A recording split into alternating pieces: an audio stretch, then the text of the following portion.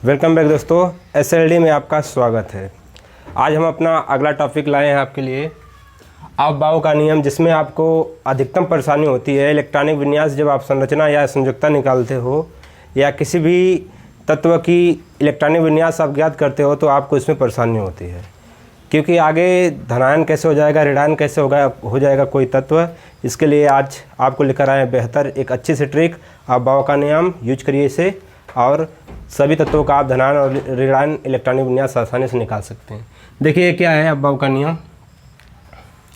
सर्वप्रथम इसमें जो है कि दोस्तों यस ब्लॉक, जिसे हम यस से दर्शाते हैं, यस ब्लॉक जिसे स्पिन से लिया गया है, यस ब्लॉक।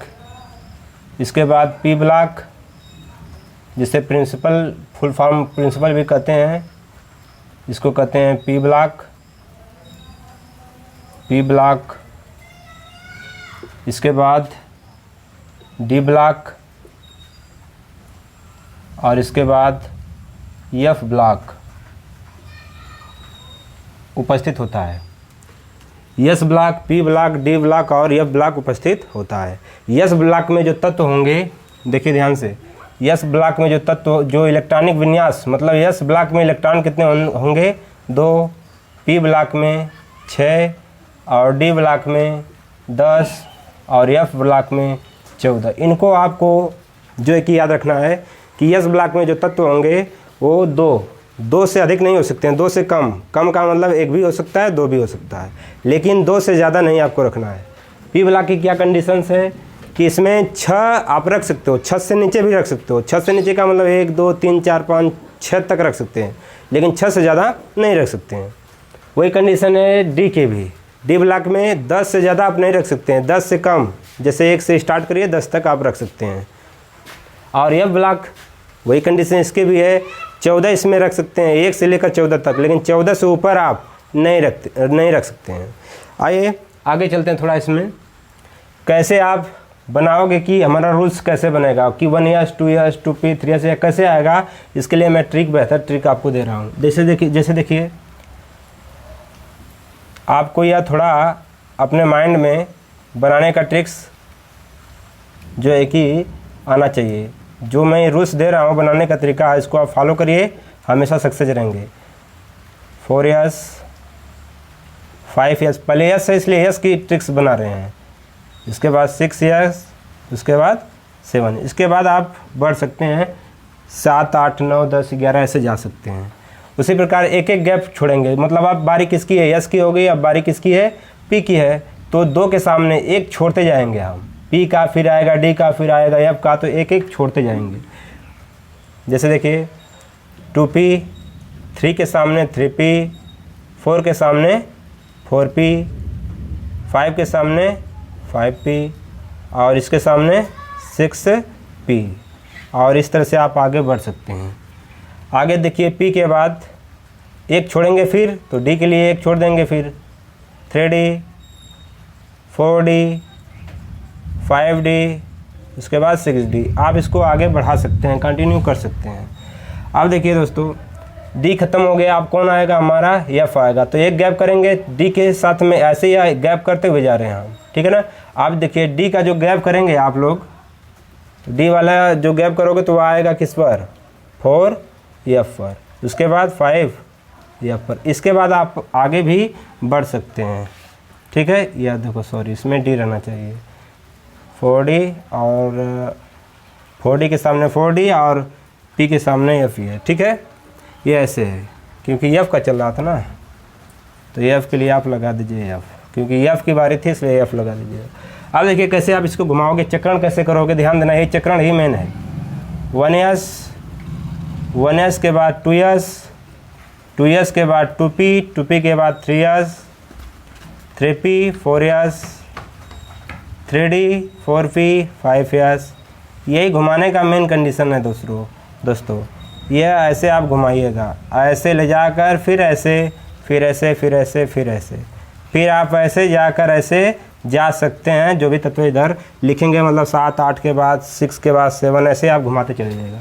यह आपको स्ट्रक्चर हम दे रहे हैं। देखिए इससे को आप ऐसे मोड़ दीजिएगा जैसे जैसे तीर गई है, ऐसे मोड़ देंगे तो आपको पता चलेगा कि किधर किधर जाना है हमें। ठीक है, इसी तरह यह रूल्स निकलता है दोस्तों। इस तरह से निकाल दीजिए, ऐसे ऐसे, फिर ऊपर गया है, फिर नीचे आया है, फिर ऊपर जा रहा है, फिर यह नीचे रहा। इस तरह से यह रूल्स बनता है। अब देखिए रूल्स की क्या कंडीशंस हैं इसमें, कि इसका मतलब क्या है। इसका मतलब यह है कि ये याद करने का आपको तरीका है। आपको याद क्या करना है कि यहाँ पर दे दे रहे हैं, जैसे पहले आया है क्या 1s, इसलिए क्या लिखेंगे हम 1s। उसके बाद देखिए 2s आया है, इसलिए 2s लिखेंगे। 2s के बाद देखिए क्या आया है 2p। जैसे जैसे तीर घुमा है उसी तरह हम इसको लिखते जाएंगे। 2p के बाद देखिए 3s है, इसलिए 3s लिख दिए। 3s के बाद बढ़िए आगे 3p है, इसलिए 3p लिख दिए। 3p के बाद आगे बढ़िए 4s है, इसलिए 4s लिख देंगे। 4s के बाद बढ़िए आगे 4s के बाद देखिए 3d है, 3d लिख देंगे। 3d के बाद चलिए आगे 3d के बाद देखिए कौन सा आया है 3d के बाद 6, देखिए 3d है, 3d के बाद यह ऐसे घुमा है। ठीक है, 3d के बाद यह 4p 5s, 4p 5s। ठीक है, अब आगे थोड़ा सा आएंगे, जब 4p 5s हो जाएगा उसके बाद 4d है, 4d है तो 4d। ऐसे आप जैसे जैसे तीर घूमी है उसी तरह घुमाते जाओगे। तो 1s 2s 2p 3s 3p 4s 3d तक अगर याद रखेंगे तो 30 तक के परमाणु क्रमांक आपको आसानी से प्राप्त हो जाएगा। अगर उसके बाद आप बनाना चाहते हो तो इसको आगे बढ़ा लीजिए, बन सकता है आसानी से। जैसे एक देखिए एग्जाम्पल एक आपको बता रहे हैं कि कैसे आप यूज करोगे इसका। देखिए जैसे मान लीजिए हमने दे दिया हाइड्रोजन का इलेक्ट्रॉनिक विन्यास अबाव नियम से ज्ञात करना है। किस नियम से दोस्तों? अबाव नियम से। देखिए कैसे ज्ञात करोगे। हाइड्रोजन है, हाइड्रोजन का परमाणु क्रमांक होता है 1। ये सभी लोगों को पता होगा, जो भी साइंटिस्ट के मतलब साइंस के जो भी टीचर होंगे, हाँ, उन सभी को पता होगा कि हाइड्रोजन का इलेक्ट्रॉनिक विन्यास कितना होता है, 1 होता है। इसलिए देखिए 1 के लिए कौन सा रूल्स फॉलो करोगे आप? 1s, तो पहले के लिए आप लिखिए 1s। ठीक है, अब यस में हम जानते हैं अधिकतम कितने इलेक्ट्रॉन रखते हैं? 2, इसलिए यह 1 ही था इसमें, इसलिए 1 लिख दिया। क्योंकि हमने आपको बताया था कि 2 का अगर इलेक्ट्रॉनिक विन्यास होगा तो उसमें आप 2 से ज़्यादा नहीं रखोगे, बस 2 से कम ही रखोगे। ठीक है, 2 या 2 से कम रख सकते हैं। अब आगे देखिए हीलियम आता है। हीलियम का इलेक्ट्रॉनिक विन्यास देखिए आसानी से कर लोगे इसी पर। अब हीलियम देखिए, हीलियम के लिए यही है, और हीलियम में हम जानते हैं कितने इलेक्ट्रॉन इसमें उपस्थित है, परमाणु क्रमांक 2 है, तो इसलिए यह 1s 2 ही रह जाएगा। क्योंकि यस में कितना रखना है? 2। अभी तो हमारा इलेक्ट्रॉन यस में ही ना जाएगा दोस्तों। देखिए यस में मुश्किल से आपको 1 रखना है और 2 रखना है, इसलिए यस में आप कितना रखोगे? 2, क्योंकि अभी 2 ही है परमाणु क्रमांक वाला। तो आगे बढ़ रहे हैं। हाइड्रोजन के बाद हीलियम, हीलियम के बाद आता है नंबर 3 पर लिथियम। इसका करिए, देखिए 1s2 पूरा भर चुका है, मतलब यस उपकोष पूर्ण रूप से भर चुका है। जब यस उपकोष पूर्ण रूप से भर गया है तो ये 2 इलेक्ट्रॉन इसमें हो गए हैं। अब 2 के बाद देखिए क्या रूल्स आ रहा है हमारा? 2s आ रहा है। तो अगला इलेक्ट्रॉन किस में कूद जाएगा? 2s में, क्योंकि यस वाला 2 भर गया है। अभी हमारा 1 अभी बाकी है, 3 ही है ना, इसलिए 3 है, तो अभी तो 2 इसमें खर्च हो गया, तो अभी 1 बाकी है, इसलिए आगे रूल्स क्या आ रहा है अबाव का? 2s आ रहा है, इसलिए 2s रख देंगे। और 2s में कितना रखोगे? 1। अब जोड़िए, देखिए ऊपर वाला जो होगा, जैसे हमने लिख दिया 1s2, तो यह ऊपर वाला जो होगा वह इलेक्ट्रॉन होगा। क्या होगा? इलेक्ट्रॉन। और यह जो होगा 1, सामने वाली संख्या, यह होगी कक्षा की संख्या। इसकी संख्या होती है कक्षा की संख्या। ठीक है दोस्तों, तो 2 और 1 मतलब ये वाली लाइन और या ऊपर वाला जो है इसको हम गिन रहे हैं। इलेक्ट्रॉन चेक कर रहे हैं कि इलेक्ट्रॉन 3 हो गए हैं कि नहीं। 2 और 1 3 हो गया। आइए इसके बाद लिथियम के बाद चलते हैं किस पर? बेरिलियम, जिसका परमाणु क्रमांक कितना होता है दोस्तों? 4 होता है। अब बेरिलियम का आप निकालिए। देखिए पहला 1s2, दूसरा 2s2, मतलब पहले 1s2 में जो आपका इलेक्ट्रॉन जाएगा वह 2 तो हो गया, उसके बाद 2 यह पूर्ण रूप से भर गया है, क्योंकि यस में आपका 2 ही इलेक्ट्रॉन खर्च करना है आपको, इसलिए आगे कूद जाएगा इलेक्ट्रॉन किस में? 2s में। तो 2s में यस ही है, इसलिए 2 ही इलेक्ट्रॉन इसमें भरा जाएगा। तो 2 और 2 मिलकर कितना हो गया? 4। यह गिनो, 2 और 2 मिलकर 4। देखो 4 पूरा भर गया फुल रूप से। अब आगे चलिए, आगे चलते हैं, आपको बताते हैं बोरान का, जिसका परमाणु क्रमांक होता है कितना दोस्तों? 5 होता है। ठीक, बोरान का देखिए 1s2 2s2, उसके बाद देखिए 2s के बाद कौन है? यह पूर्ण रूप से दोनों भर गए हैं, यस में 2 ही भरना है। देखिए इधर अब कूदेगा इलेक्ट्रॉन किसमें, 2p में, इसलिए 2p लिख देंगे हम लोग। अब 2p में कितना भी भरना है, 2 2 4, 4 भर गया, बाकी एक ही है ना, तो 1 भर देंगे। अब हम जानते हैं कि p में कितना अधिकतम भरना होता है, 6। अभी इसमें 5 इलेक्ट्रॉन आएंगे दोस्तों, कितने इलेक्ट्रॉन आएंगे, 5 इलेक्ट्रॉन आएंगे इसमें। तो 2p1 देखिए, गिनिए 5 इसमें हो गया कि नहीं, 2 2 4 4 1 5 हो गया। इसी तरह से आप कार्बन का कर लीजिए। कार्बन का देखिए 1s2 2s2 2p में कितना हो जाएगा दोस्तों, अब देखिए 6 है और इसमें एक आपने पहले से भर दिया है, तो बोलो कितना भरा जाएगा, 2 हो जाएगा। देखिए 2 2 4 4 2 6।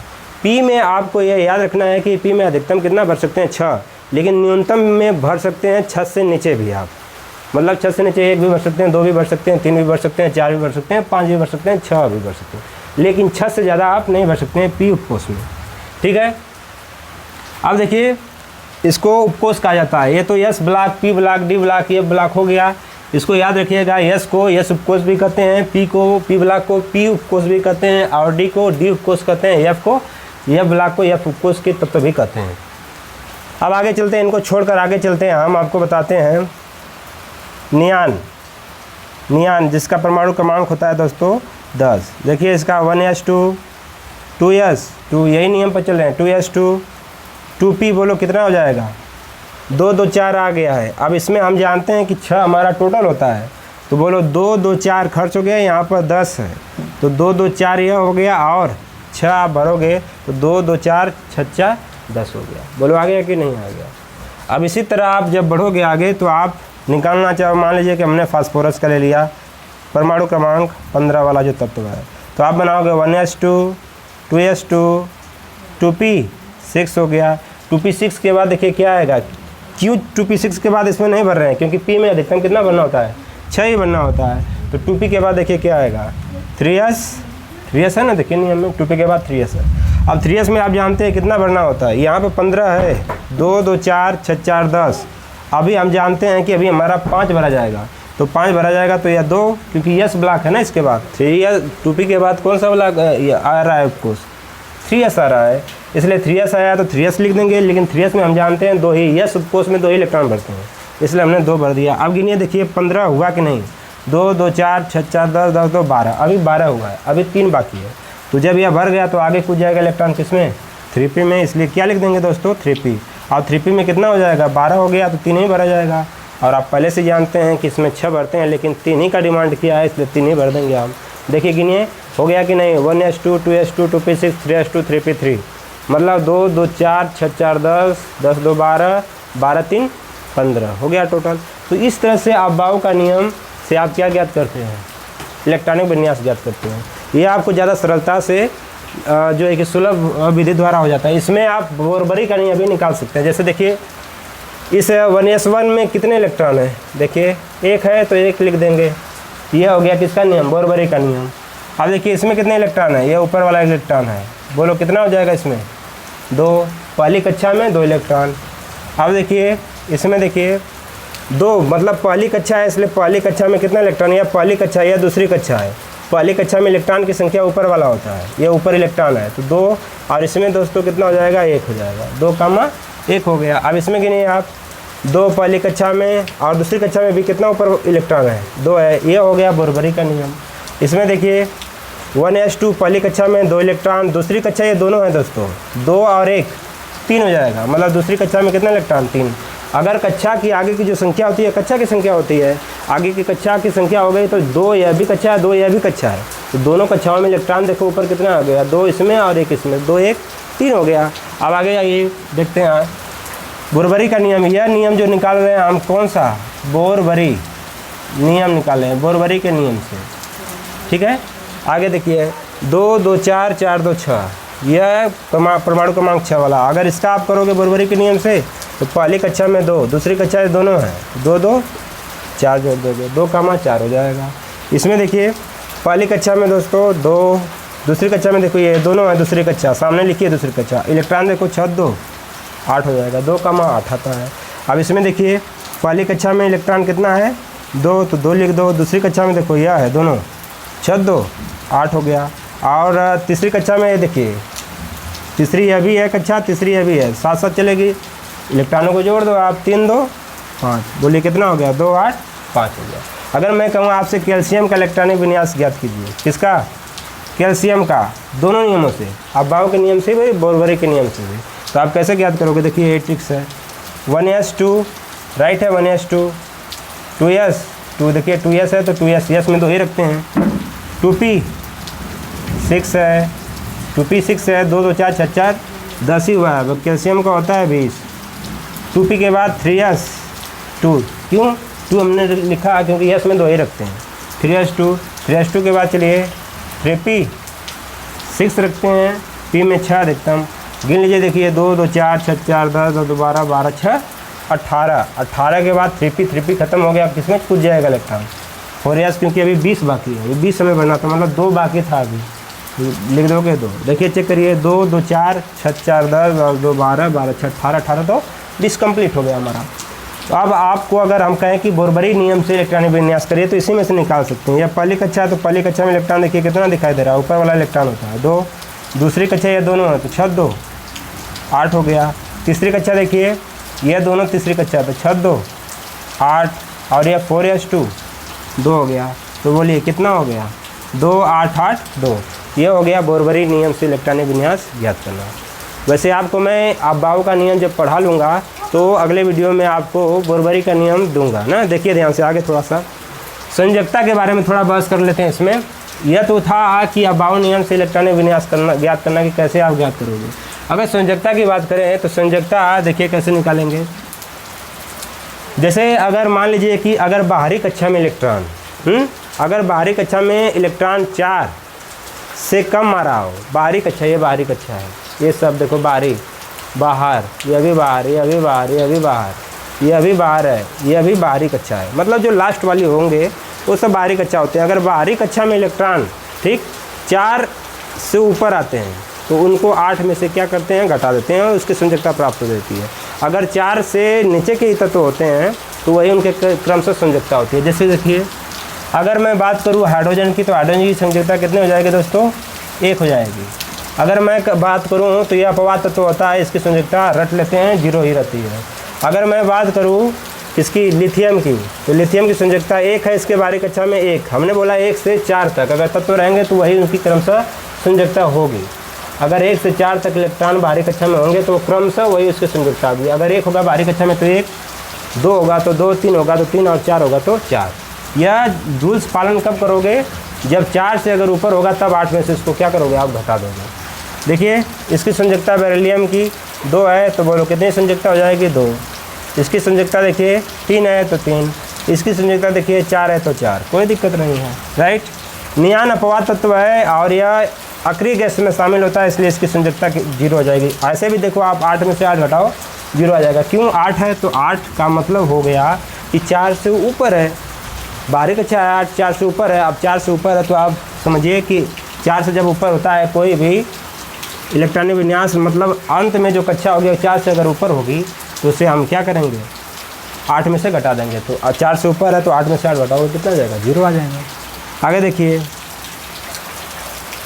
इसका अगर इसका ज्ञात करना है तब देखिए 2 8 5 बोरबरी नियम से ही ज़्यादा यह बेहतर होता है। 2 8 5 बोलिए 5 क्या है, 4 से ऊपर है ना, तो 4 से ऊपर है तो अगर फास्फोरस की संयोजकता ज्ञात करना हो तो आप क्या करोगे, 8 में से 5 को घटा दोगे क्योंकि 4 से क्या है ऊपर है।